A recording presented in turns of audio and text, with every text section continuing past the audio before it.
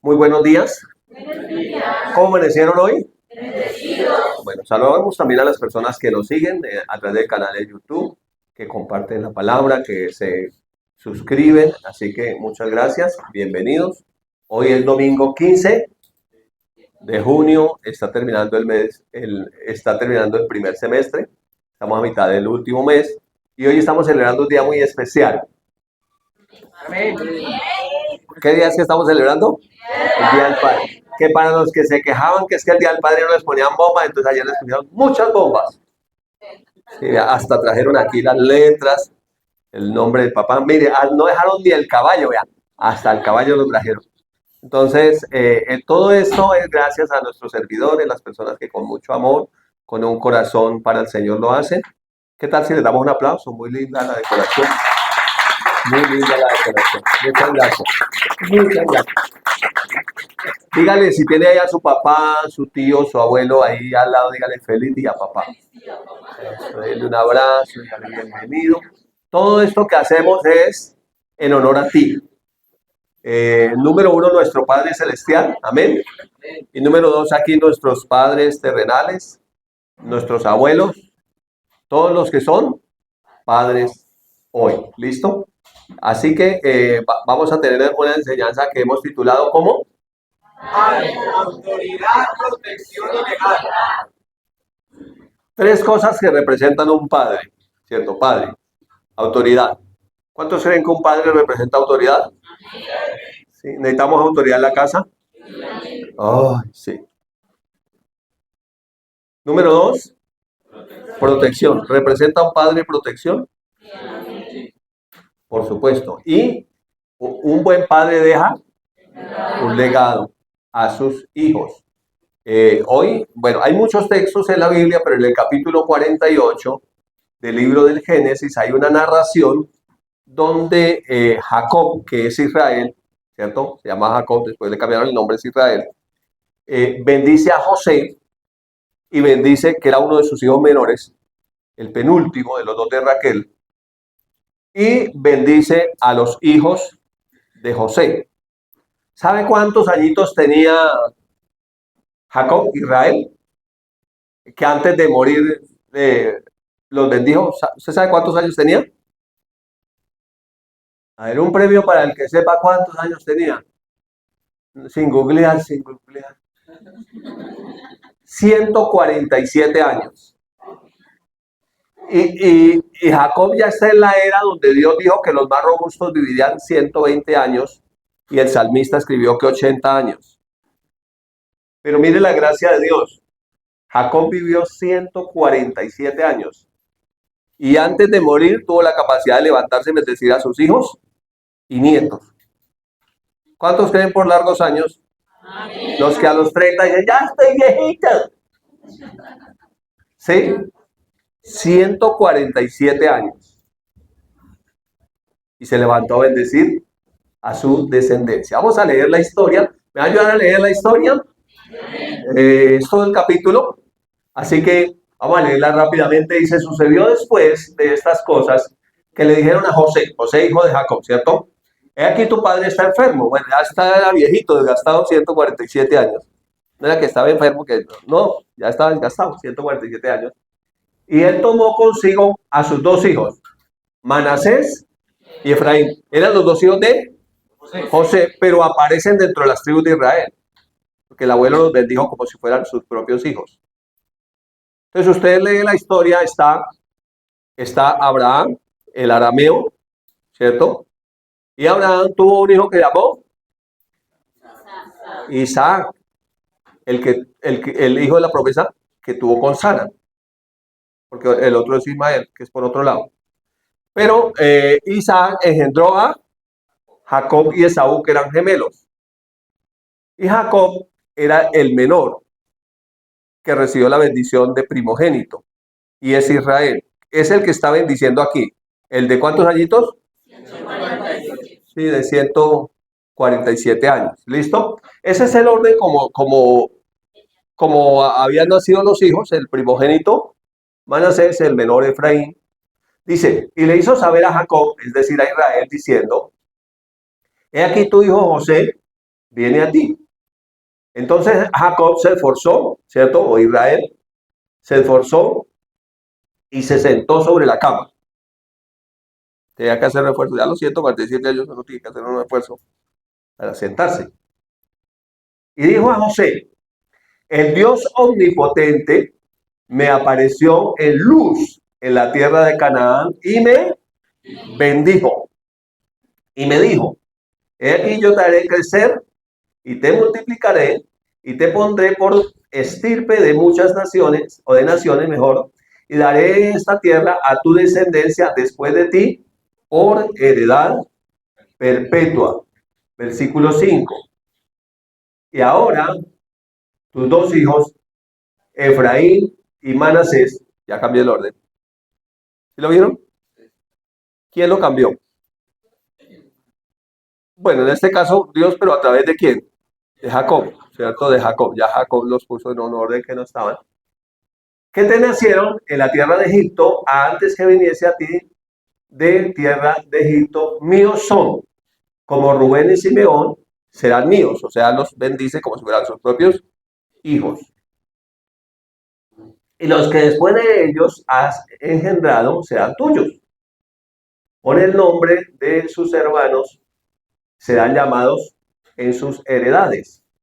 Porque cuando yo venía de Padán Aram, se me murió Raquel en la tierra de Canaán. Es duro, ¿no? Era la mujer que él amaba. Y a sus 147 años, que ya había pasado harto tiempo, él todavía recordaba a su esposita que había muerto y donde había muerto. En el camino, como a media lengua de tierra, viniendo de Éfrata. Y la sepulté allí, en el camino de Éfrata, que es Belén. Y vio Israel a los hijos de José y preguntó o dijo, ¿quiénes son estos? Respondiendo José a su padre, son mis hijos que Dios me ha dado aquí. Y él dijo, acércalos ahora a mí y los bendeciré. ¿Qué hace un padre? Sobre todo un padre de fe, ¿no? Un padre que no tiene fe no puede bendecir a nadie porque él no tiene bendición. Y uno da lo que tiene, pues el que no tiene bendición pues no puede dar bendición porque no tiene. Puede que quiera, pero no tiene. ¿Listo? Les dijo, y los bendeciré. Verso 10. Y los ojos de Israel estaban tan agravados por la vejez. Claro, tenía 147 añitos, no veía bien ya.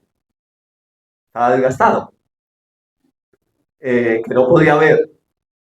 Les hizo pues acercarse a él y les besó y les abrazó. Y dijo Israel a José, ¿qué le dijo? No pensaba yo ver tu rostro. Recuerda la historia, usted ya ha leído la historia. Yo no pensaba ver tu rostro, yo pensé que te habías matado. ¿Quién? Tus lindos hermanos. Esa es otra historia que no vamos a decir ahí. Entonces, yo no pensaba ver tu rostro y aquí Dios me ha hecho ver también a tu descendencia. Entonces José lo sacó de entre las rodillas y se inclinó a tierra. Eso significa también que se sometía a su autoridad, a la autoridad del Padre, ¿cierto? Y los tomó José a ambos, Efraín a su derecha y a la izquierda de Israel, y Manasés a su izquierda y a la derecha de Israel, y se los acercó. Cuando dice a la izquierda y a la derecha, estaban de frente, ¿no? Entonces mi izquierda pues es su derecha y viceversa. Como para entender un poquito el texto de lo que dice ahí. El verso 14 dice, entonces Israel extendió la mano derecha y la puso sobre la cabeza de Efraín, que era el menor, y su mano izquierda sobre la cabeza de Manasés, colocando así sus manos adrede, aunque Manasés era el primogénito. Diga gracia. Porque en la cultura judía, el que tenía la bendición era el primogénito. Pero aquí le dan la bendición de primogénito al menor. Eso se llama gracia. ¿Sí? ¿Usted cree en la gracia? Eso se llama gracia. Y bendijo a José diciendo, ahora le da la bendición a quién? Al hijo, ¿cierto? El Dios en cuya presencia anduvieron mis padres, Abraham e Isaac, el Dios que me mantiene desde que yo soy hasta este día, 147 añitos. Dios que me ha mantenido. El ángel que me libra de todo mal. bendiga a estos jóvenes y sea perpetuado en ellos mi nombre, eso se llama legado, y el nombre de mis padres Abraham e Isaac, y multiplíquese en gran manera en medio de la tierra. Pero viendo a José que su padre ponía la mano derecha sobre la cabeza de Efraín, le causó esto disgusto y asió la mano de su padre para cambiarla de la cabeza de Efraín a la cabeza de Manasés. Y dijo José a su padre: no así, padre mío, porque este es el primogénito. Pon tu mano derecha sobre su cabeza. Mas su padre no quiso y le dijo: lo sé, hijo mío, lo sé. También él vendrá a ser un pueblo y será también engrandecido. Pero su hermano menor será más grande que él y su descendencia formará multitud de naciones. Se llama bendición del primogénito, pero al menor se llama gracia. ¿Listo? Se llama gracia, no ley. Versículo 20. Y los bendijo en aquel día diciendo: en ti bendecirá Israel, diciendo: hágate Dios como a Efraín y como a Manasés. Y puso a Efraín antes que a Manasés. Y dijo Israel a José: he aquí, yo muero. Estaba a punto de morir antes de bendecirlos.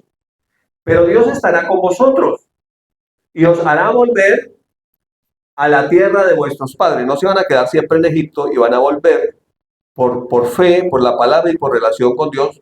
Jacob o Israel sabía que iban a volver, aunque les había ido bien en Egipto, ¿sí? En esa primera etapa.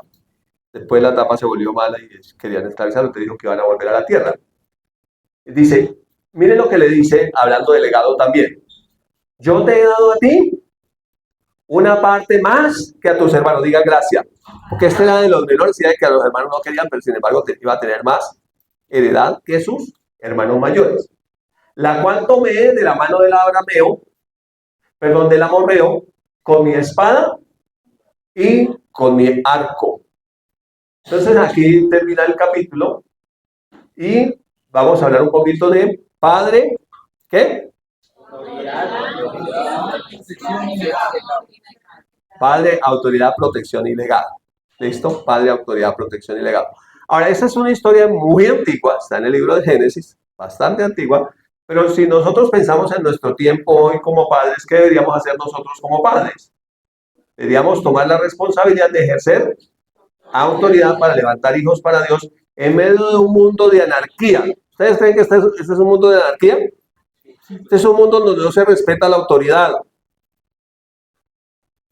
donde a la gente no le gusta la autoridad, donde por naturaleza el muchacho nace y crece rebeldoso, feo, que se opone y se levanta contra la autoridad y necesita ser enseñado a respetar la autoridad de su padre. ¿Estamos por aquí, papás? ¿Sí? Entonces necesitamos, para levantar hijos para Dios, necesitamos ejercer autoridad. Pero la cultura es una cultura anárquica. La cultura es una cultura donde todo lo que representa autoridad es malo. El patriarcado, dicen por ahí. Eso es un mundo hegemónico, heteropatriarcal, y nos ven a nosotros los hombres mal. Y peor si uno tiene más aspecto masculino, peor lo odian, porque no se respeta la autoridad y se ve con malos ojos la autoridad. Entonces la pregunta y el desafío para nosotros es, ¿cuál sería la forma correcta de ejercer autoridad en este tiempo? Y en todo tiempo es ejercer autoridad en amor para bendición de nuestros hijos. La única manera en que podemos heredar bendición es ejerciendo autoridad. Desde la perspectiva de Dios, Dios es un Dios de orden y de autoridad. Y toda autoridad es establecida por Dios. Y Dios, en su sabiduría, quiere que todas las descendencias cada generación sea bendita. Pero la única, escuchen hijos, ¿cuántos hijos hay aquí? La única manera en que tú seas bendito es que tú respetes la autoridad de tu padre.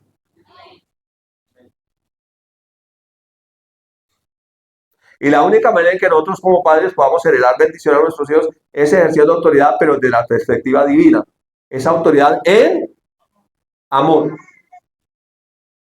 Sin ese elemento, porque la autoridad desde la perspectiva de Dios es para protección. Entonces, debe ser ejercida en amor y por amor, con la motivación siempre del amor. El problema es que desde la perspectiva del mundo, la autoridad se ejerce es para enseñorearse de otros, para pisotear a otros. Y esa autoridad es una autoridad diabólica. Dios nos llama a ejercer autoridad desde el amor. Por eso un padre que no ha nacido de nuevo no puede bendecir, ni puede ejercer correctamente autoridad, porque piensa que autoridad es casi matar al hijo.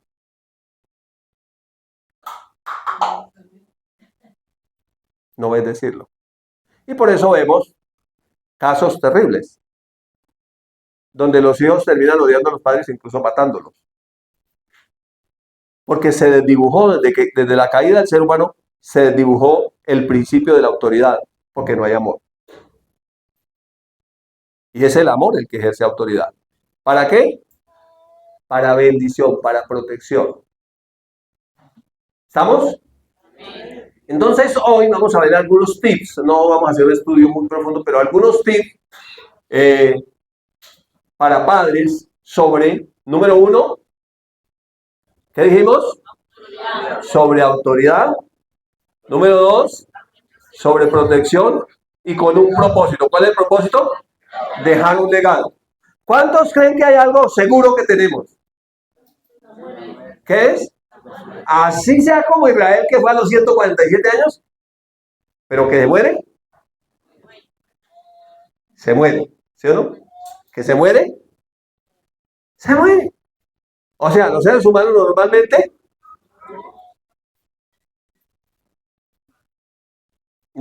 nos morimos. Entonces, vamos a ver rápidamente, porque el tiempo aquí en televisión es muy corto, el primer tip sobre autoridad. Viéndola desde la perspectiva del Antiguo y Nuevo Testamento. Autoridad, dice aquí, estamos leyendo el capítulo 48 de Génesis y el verso 14 dice: entonces Israel extendió la mano derecha y la puso sobre la cabeza de Efraín, que era el menor, y su mano izquierda la puso sobre la cabeza de Manasés, colocando así sus manos adrede, aunque Manasés era el primogénito. ¿Eso le gustó a José? No. Pero le estaba ejerciendo autoridad. ¿Autoridad para qué? Para bendecir. Él quería bendecir así. De parte de Dios estaba que la bendición fuera así. Entonces, aunque a José no le gustó, José respetó la autoridad. ¿Sí o no? La respetó. Aunque él se sintió incómodo. A veces la autoridad nos incomoda. Nos incomoda. Y a veces también es incómodo ejercer autoridad en medio de la anarquía. Pero le invito para que nos incomodemos y hagamos la voluntad de Dios. Amén. ¿Listo? Luego, en el verso 17 dice: pero viendo a José que su padre ponía la mano derecha sobre la cabeza de Efraín, le causó esto disgusto. A veces nos puede disgustar la autoridad. ¿O no? Sean muy francos. Nos puede disgustar un poco la autoridad. Y asió la mano de su padre para cambiarla a la cabeza de Efraín, de la cabeza de Efraín a la cabeza de Manasés. O sea, trató de forzar las manos y cambiarlas. Pero el padre a los 147 años todavía tenía más fuerza. Y este no pudo manipularlo. Siempre la autoridad querrá ser manipulada. No se deje manipular, papá. Ejerce autoridad. Y cómo gritan amén estos manes, vean. No me dejen tan sordo, man. ¿Sí o no? Seguimos leyendo mejor. 18. Y dijo José a su padre, como no pudo hacerlo, entonces le dijo, entonces ahora trató de manipularlo con la voz. No así, padre mío, porque este es el primogénito. Pon tu mano derecha sobre su cabeza. Mas el padre no quiso, o sea, no se dejó manipular. ¿Sí? Lo sé, hijo mío, lo sé. ¿Ustedes cuántos saben que cuando el padre se va volviendo viejo es como terco? ¿No? Yo veo a mi papá y digo, mi papá es un viejo terco, con amor y respeto, pero es terco. Y uno como que se incomoda, le pasa a uno como a vos, este viejo, entre más viejo, es como más terco. Y no hacen caso, ¿no? Siguen ejerciendo autoridad. Lo sé, hijo mío, lo sé. También él va a ser un pueblo y será también engrandecido. Pero su hermano menor será más grande que él y su descendencia formará multitud de naciones. Autoridad. Aunque no parezca terquedad, hay que respetarla. ¿Estamos todavía por acá? Porque a veces pensamos que el papá es como un bebé que tiene que hacer todo lo que yo digo. Y no, no es un bebé. Así parezca. O no es un bebé. ¿Listo? ¿Estamos? ¡Qué alegría, qué entusiasmo! Yo sé que este tema nos incomoda, pero tenemos que mirarlo, porque la Biblia nos lo enseña. ¿Listo? Entonces, autoridad. Ya mirando en el Nuevo Testamento, ¿qué dice Efesios 6:4? Leámoslo todos con fuerza, como papás.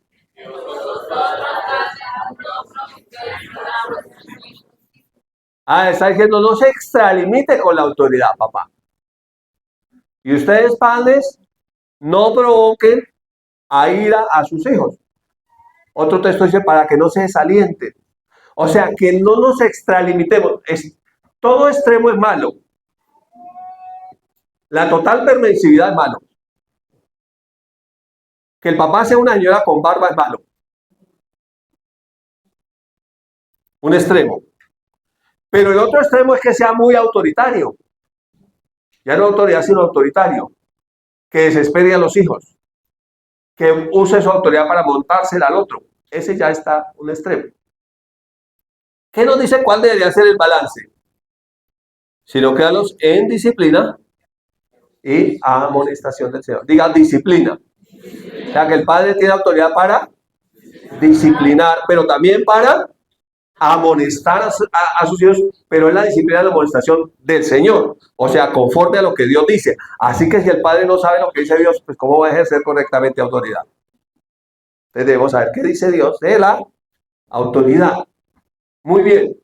Miren lo que dice la palabra un poquito sobre autoridad. Dice Hebreos 12, pero voy a leerlo en TLA, traducción al lenguaje actual, del verso 6 al 11. Dice el verso 6. Porque miren lo que hace Dios. ¿Qué hace Dios? Dios corrige y castiga a todo aquel que ama y considera su hijo. ¿Cuántos son hijos de Dios? Amén. Dios nos corrige del error. Entonces, cuando hay una palabra que como que lo incomoda a uno, es que Dios lo está corrigiendo.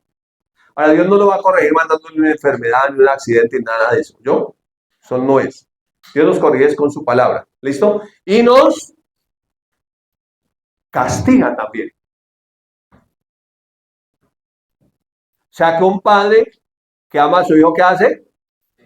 Lo corrige y a veces de pronto puede ser necesario un castigo para que el chino acepte la corrección. ¿Sí me están copiando? ¿Cierto? Listo. Seguimos leyendo, hablando un poco de esa disciplina. Si ahora ustedes están sufriendo, mire que eso lo puede hacer a uno, ¿qué? Sufrir. O sea que como que eso es incómodo, ¿no? Es porque Dios los ama. O sea que la disciplina del Señor es desde la perspectiva del amor. La autoridad se ejerce en el amor, porque Dios los ama, entonces los corrige. Si no los amara, dejarían que hicieran lo que quisieran. Como si fueran sus hijos, porque no hay, miren, no hay un padre que no corrija a su hijo. Pero ahora el problema es que sí hay papás que no corrigen a sus hijos. ¿Sí o no? Ahora el problema es que sí hay papás que no corrigen. O sea, papás que andan como fuera de base. desubicados. Si Dios no nos corrige o no nos corrigiera, como lo hace con todos sus hijos, entonces ustedes no son en verdad sus hijos. ¿Dios lo ha corregido? Si no lo corrige, preocúpese. Porque si no lo corrige, no es su hijo.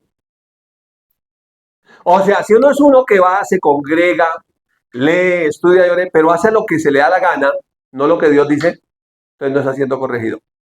Revise si realmente es un hijo o es simplemente un religioso que va porque todos van. Entonces yo también voy. Versículo 9. Sigamos leyendo el 9. Cuando éramos niños, ya pasándolo a nuestro ámbito natural, nuestros padres aquí en la tierra nos corregían. ¿Cuántos recuerdan eso?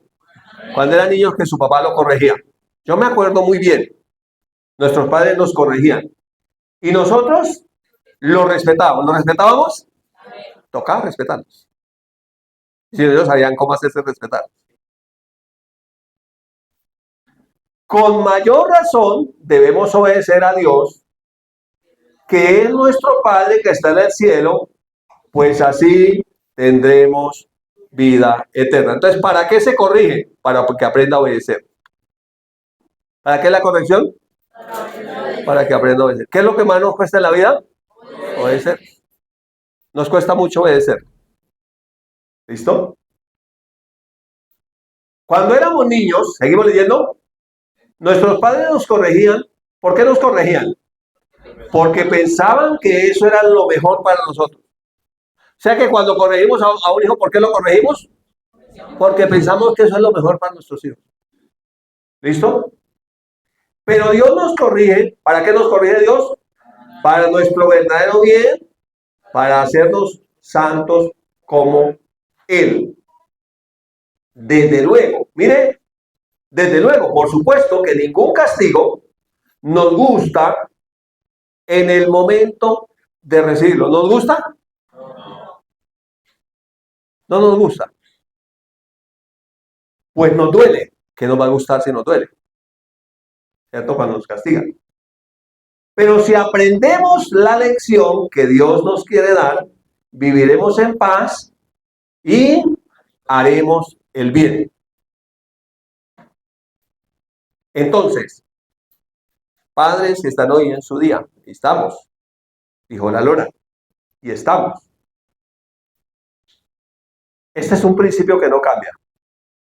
Antiguo y Nuevo Testamento, Dios habla de disciplina y de corrección a los hijos, motivada por el amor.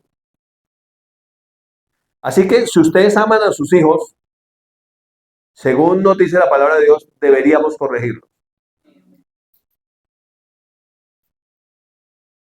Y ellos deberían obedecernos hasta el último día que iban en nuestra casa bajo nuestro techo.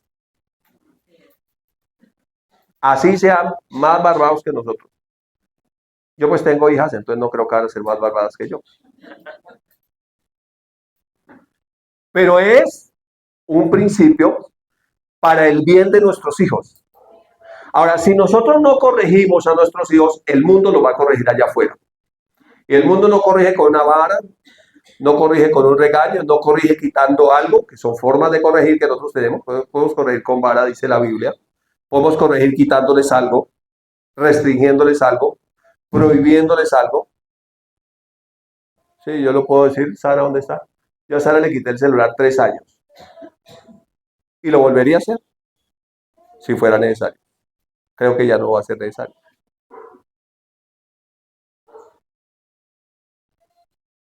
¿Le gustaría? No, no le gustó, sobraba. Eso no le gusta a uno.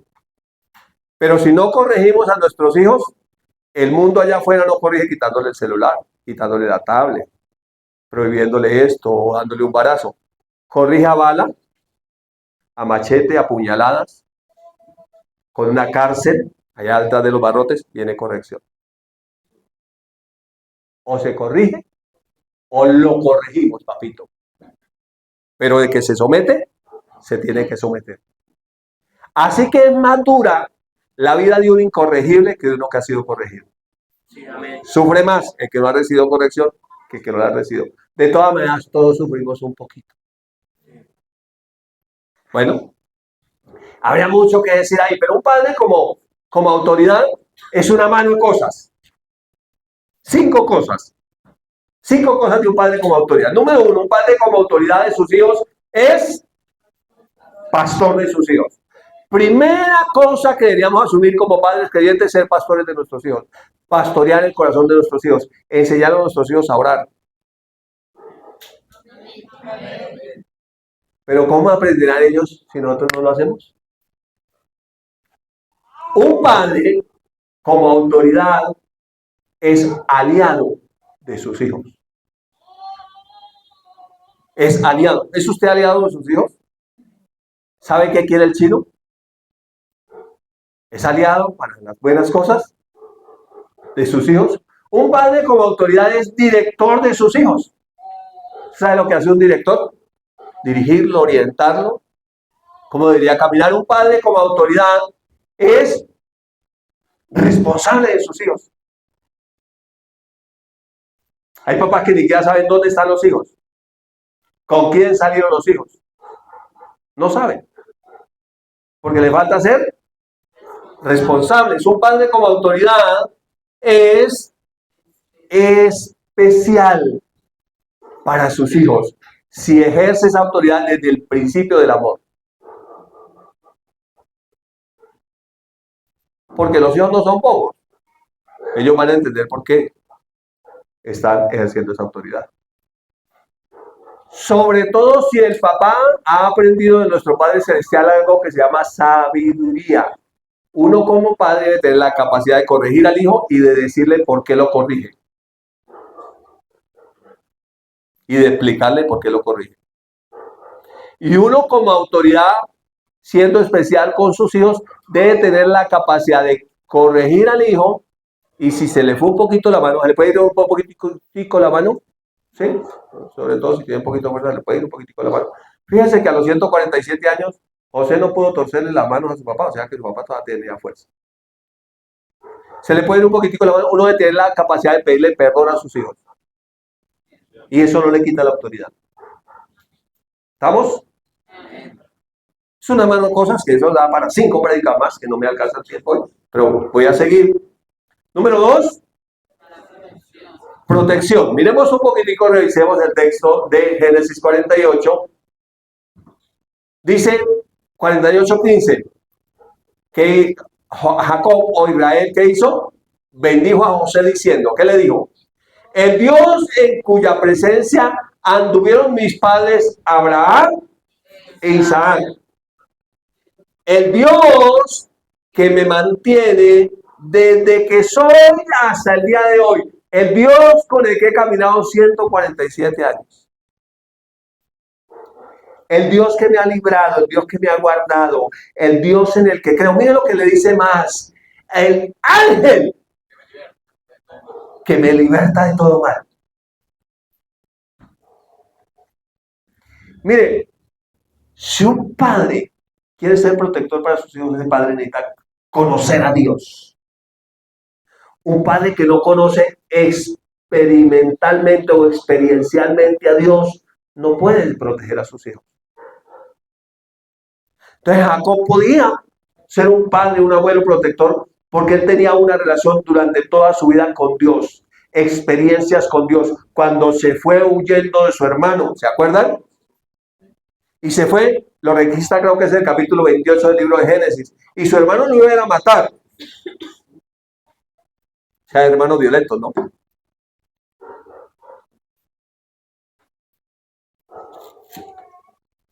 Pero Jacob oró y le pidió a Dios que lo guardara y hizo un voto a Dios, ¿recuerdan? Y Dios respondió. Y aquí ya está en la última etapa de su vida diciendo al Dios que me ha libertado de todo mal. El Dios que me proveyó cuando yo no tenía, el Dios que me guardó, el Dios que me bendijo. ¿Recuerda cuando fueron persiguiéndolo y mandó una cantidad de presentes para su hermano? Lea Génesis. Lea Génesis. Es lindo cuando se lee la historia. Le dice, ese Dios al que yo conozco, con el que he tenido experiencias, bendiga a estos jóvenes. Así como me bendijo a mi abuelo, bendijo a mi padre, me bendijo a mí, te bendijo a ti, hijo, bendiga a estos jóvenes. Dios es un Dios de generaciones. Amén. Dios es un Dios de generaciones. Dice, y sea perpetuo el nombre de mí en ellos. O sea, mi nombre permanezca en ellos. Se acuerden de mí. Mi papá fue un hombre de fe. Yo creo que el mejor legado que uno puede dejarle a sus hijos es que un día cuando uno parta diga, mi padre fue un hombre de fe. A mí me gusta cuando escucho al pastor hablar de su mamá. Dice, mi mamá fue una mujer de fe. Nosotros, todos un poco degenerados, pero mi mamá nos mostraba a Jesús. Y ahora todos seguimos a Jesús, porque hubo un legado. Esa mamá, una mujer berraca. ¿Sabe? Una persona de fe, un hombre o una mujer de fe no es cobarde, es valiente, más valiente que cualquier borracho. Que el borracho le saca a uno porque dice, porque yo soy borracho, yo soy valiente. Es un miserable cobarde que tiene que refugiarse en el alcohol para ocultar todas sus debilidades y poder de alguna manera mostrar afecto si es que en algún momento después de mandarse unas copas se pone contentoso. Sí, mejor sigamos aquí. Dice, y el nombre de mis padres, Abraham e Isaac. O sea, recuerden mi nombre y el nombre de mis padres. Y miren, han pasado miles de años y seguimos recordando el nombre de Abraham, Isaac, Jacob, José, Manasés, Efraín. Seguimos recordando esos nombres hoy. Dice, ¿qué más dice la bendición? Y multiplíquense en gran manera en medio de la tierra. Tener hijos es una bendición. Aunque hoy la generación quiera tener los chau chaus. Mis hijos, los chau chaus. Mis nietos, los chau chaus. Los fresh puder. Pero tener hijos sigue siendo una bendición. Y uno se casa con el propósito de engendrar hijos. No de cargar el perro y ponerle cuna y ponerle habitación del bebé al perro. La felicito, Angelita, una abuela joven. Están haciendo la tarea muy bien. Sigan así. Y se multiplican en gran manera sobre la tierra. Tengan hijos. Hagan algo. Tengan hijos. Protección. Para protección. Miren lo que dice Salmos 34:7. El ángel de Jehová acampa alrededor de los que le temen y los defiende. En el contexto bíblico, el ángel de Jehová en el Antiguo Testamento es Jesús. Amén. O sea que Jesús acampa alrededor de nosotros y nos defiende. Él es el que nos protege. ¿Cuántos lo creen? Amén. ¿Y de cuántas cosas nos habrá protegido que ni siquiera sabemos? Cosas terribles que van a suceder. Y Él nos guardó, nos ha protegido, nos ha guardado. Un padre como protector es una mano de cosas. 5 cosas tengo aquí. Un padre como protector es apoyo de sus hijos. ¿Cuántos apoyan a sus hijos? Un padre como protector es apoyo de sus hijos. Un padre como protector es cuidador de sus hijos. Tiene cuidado de ellos, los cuida. Quiere que les vaya bien. Está pendiente de ellos. Un padre como protector es patrocinador de sus hijos. ¿Cuánto patrocina a sus hijos?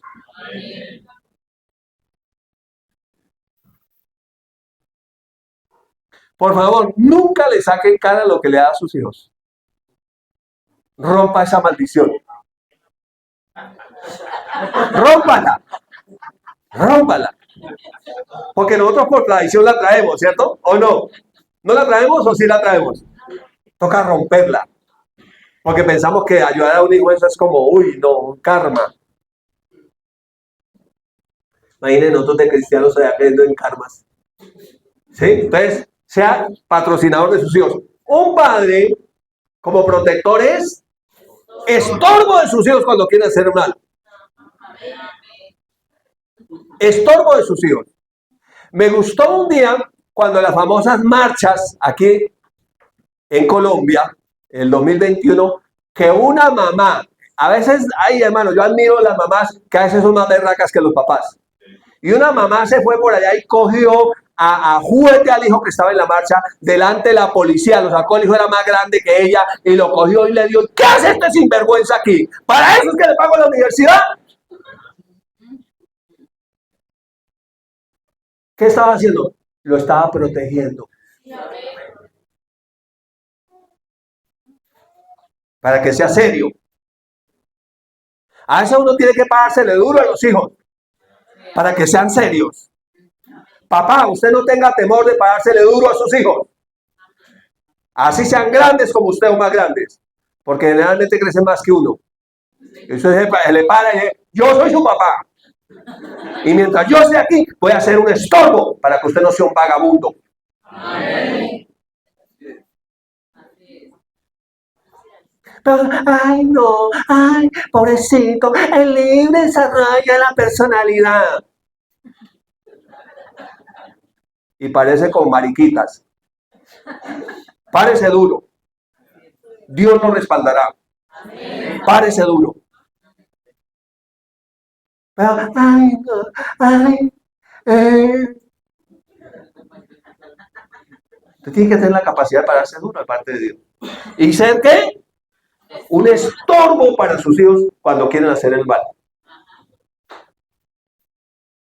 No un alcahuete.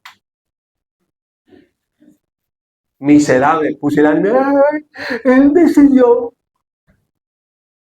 Ah, él decidió. Venga a ver que yo voy a decir algo contrario a lo que él decidió. Y le voy a enseñar cuál es el camino. Amén. Pero a veces las mamás nos dan una lección ahí. Es tiempo de que seamos padres protectores de nuestros hijos. Amén. Estorbo cuando quieres ser. Un padre como protector es seguridad para sus hijos. Le brinda seguridad. Y el hijo saldrá con la seguridad. Y yo creo que estos hombres de fe siempre miraban lo que hicieron sus padres, sus abuelos. Siempre calcaban esa figura de autoridad, esa figura que los protegía, esa figura de un hombre de fe, esa figura de un hombre que es bendición. Porque ¿cuántos saben que un hombre no es una mujer? Ni es lo mismo, ni es igual, ni siquiera es parecido. Aunque no es mejor la mujer ni el hombre, simplemente somos diferentes. Ya hablamos de las mujeres, allá un mes entero con el mes de las madres que pasó, las felicitamos, las amamos. Pero hoy estamos hablando ¿a quién? Al corazón de los papás. Al corazón de los papás. Y por último, legado. Vamos a revisar en el capítulo 48 de Génesis, los versos 21 y 22 dice. Y dijo Israel a José, hablemos de un poquitico de legado. ¿Qué le dijo Israel a José? He aquí, yo muero. ¿Cuándo uno deja legado? Cuando se muere. O sea, cuando nos muramos, si Cristo no ha venido y nuestros hijos siguen aquí en la tierra, nos van a recordar por algo. Ojalá sea que hayamos dejado un legado como hombres de fe. Y aquí yo muero, pero Dios estará con ustedes y les hará volver a la tierra de sus padres. No serán esclavos. Ese es el legado que deja un hombre de fe. Que los hijos no sean esclavos del pecado. Que los hijos no sean esclavos del temor, que los hijos no sean esclavos de la anarquía, que los hijos no sean esclavos de la miseria. Amén. Que los hijos sean verdaderamente libres, porque está escrito, al que el hijo libertare es libre en verdad. Y ese es un legado que deja un padre después que muere. Si usted todavía tiene a su padre vivo, abrácelo hoy. Bendígalo hoy, invítelo a comer hoy. No espere abrazarlo y tratarlo de sacar del cajón cuando ya haya muerto. No esperen a llevarle las flores allá a la tumba fría cuando ya haya sido sepultado. Hágalo hoy. Pero si no tiene la oportunidad de abrazarlo porque no vive con usted en la misma ciudad y tal vez no lo puede visitar, por lo menos llámelo. Ahora existe una cosa que llaman Neki, David Plata. Eso puede ser un abrazo para ellos. Un buen abrazo. Dígale, papá, un abrazo aquí por Neki. Un abracito aquí por David Plata. Abrácelo mientras pueda. ¿Usted sabía que eso es bendición? Cuando usted honra a sus padres. ¿Ah? Porque cuando ya se han ido, quedará el legado. Dice, mire lo que le dice el papá al hijo. Le dice, y en esa tierra donde ustedes van a ir, yo le di a usted una parte más grande que a sus hermanos.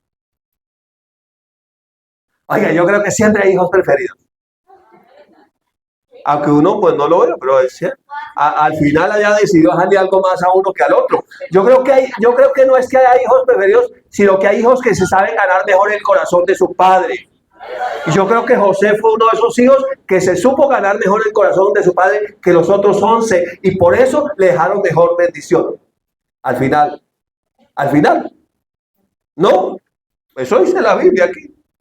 La cual tomé de la mano del amorreo, mire cómo se la había ganado él, con mi espada y con mi arco. O sea, yo la peleé, yo me la gané. Para usted, hijo, la voy a dejar quitar. Esa es la mayor parte, esa la dejé para usted. La preparé para usted.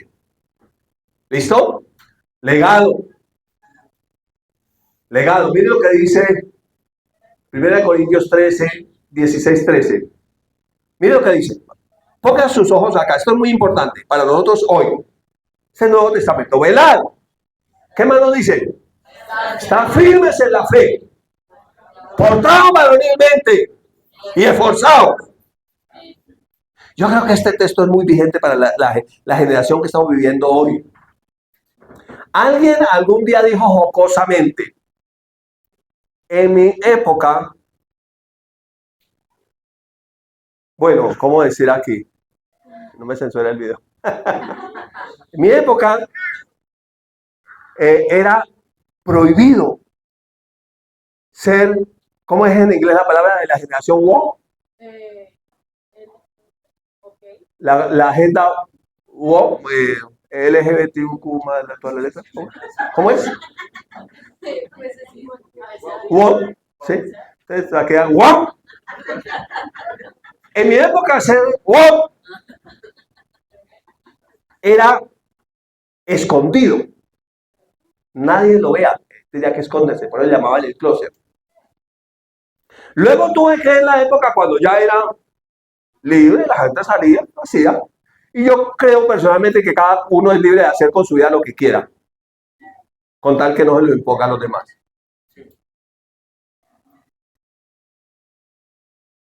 Me tocó ver cuando ya eso era una moda. Tuve que ver cuando ya eso era una moda. Entonces era un tema de orgullo. Espero no tener que vivir en la época cuando sea obligatorio. Porque para allá vamos. ¿Usted sabía eso? Para allá vamos. Cuando va a ser obligatorio. Entonces aquí dice que nosotros debemos aprender a estar firmes en la fe. Inamovibles de la fe. ¿Pero qué más? Portarnos varonilmente. O sea, el varón es un varón. No, el varón no es gay. Me acuerdo de un amigo que decía un día eso.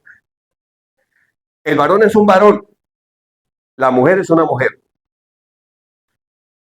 Dios los hizo varón y hembra. Y aquí dice que debemos portarnos varonilmente.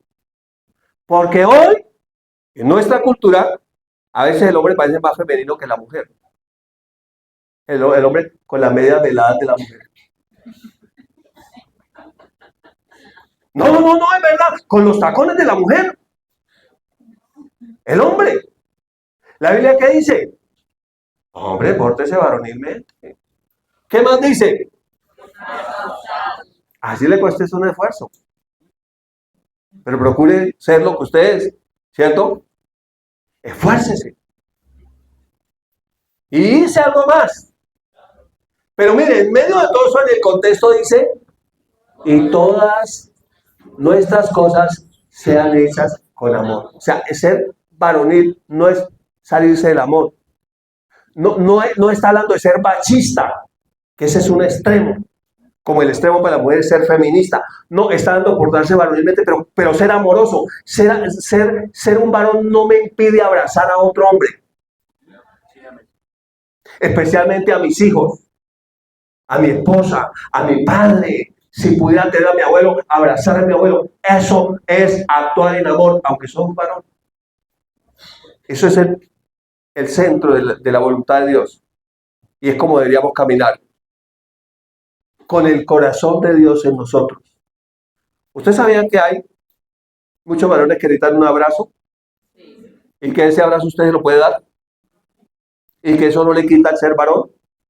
Como tampoco me quita el ser varón llorar. Yo puedo llorar. Y no me hace menos hombre, menos varón. Puedo llorar. Porque le decían, no, los hombres no lloran. No, los hombres también tienen ojos, lágrimas y sentimientos. Y también lloran. Otros dicen, no, cuando alguien se muere, no, la gente de fe no llora. No, sí llora.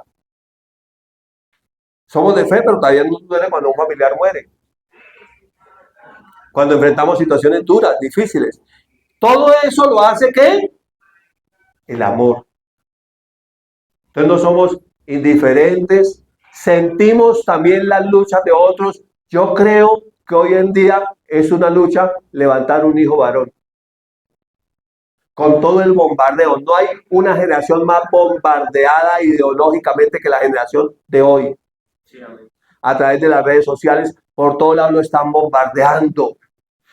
Usted no puede ser anticuado como su papá. Usted no puede ser retrógrada como su papá. Usted, ¿qué es lo que le están enseñando allá? No, usted tiene que ser moderno. Y ser moderno entonces implica que ahora tiene que ser femenino. Pero no es así. No es así. Usted puede ser un varón santo de Dios, todavía hoy. Si logra entender y encontrar su identidad en Cristo. La Biblia dice que así como es Él, así somos nosotros en este mundo. La pregunta es, ¿cómo manejaría Jesús esta situación? ¿Cómo manejaría Jesús este dilema? ¿Cuál sería la actitud de Jesús? ¿Cuál sería la respuesta del Señor en medio de estas circunstancias? Yo creo que, levante la mano los padres, yo creo que somos muy bendecidos de tener hijos hoy. Pero necesitamos, papás, absolutamente y con toda seguridad, depender absolutamente de nuestro Padre Celestial. Conocer el corazón de papá para que Él me diga cómo debo actuar yo con mis hijos.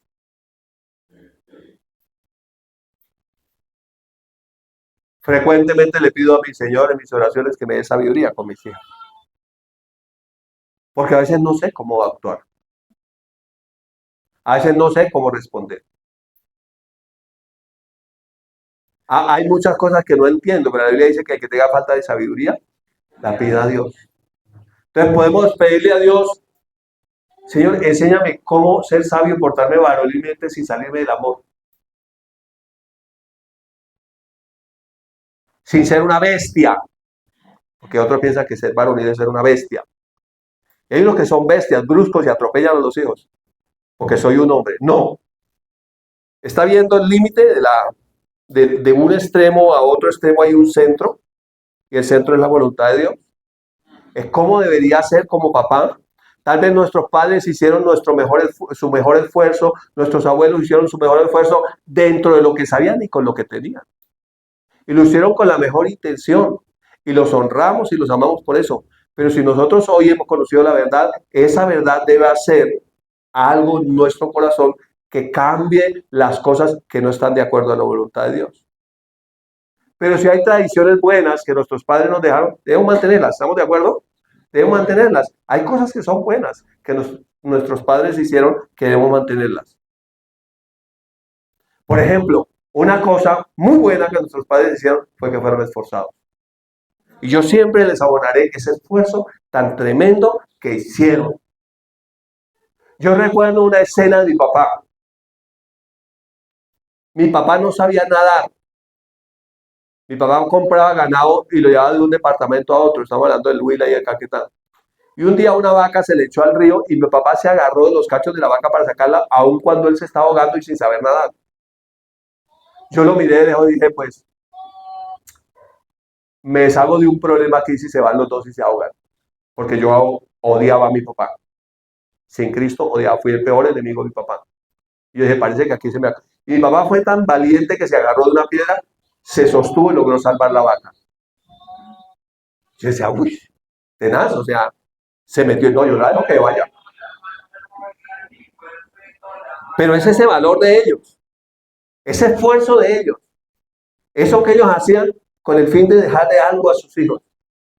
Lamentablemente siempre pensaban mucho era solo en lo material, porque no tenían a Jesús. Pero eran unos padres tan bravos, tan valientes, tan esforzados, que literalmente nada les quedaba grande. Que donde se paraban, ahí se paraban y hacían. Y yo creo que eso es un legado que está en nuestro corazón y que nos ha quedado. Y ya nosotros que fuimos esos montañeros que emigramos a la ciudad, pues venimos con ese valor intrínseco en nuestro corazón. Y tal vez por eso la ciudad no nos quedó grande, por la gracia de Dios, pero traíamos un regalo de parte de Dios en nuestro corazón que era ser esforzados.